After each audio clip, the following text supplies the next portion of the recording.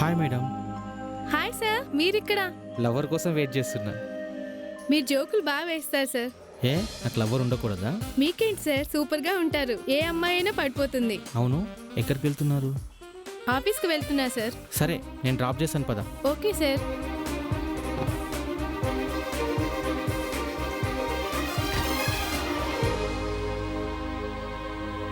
అవును, మిమ్మల్ని ఒక మాట అడగాలి, ఏమనుకోరు కదా?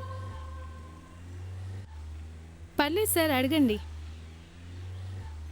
ఏం లేదు, మీ ఫ్రెండ్ నీరజ ఉంది కదా, ఎప్పుడు తనలో తాను ఆలోచిస్తూ మందు సిగరెట్లు తాగుతూ ఎందుకు అలా ఉంటుంది?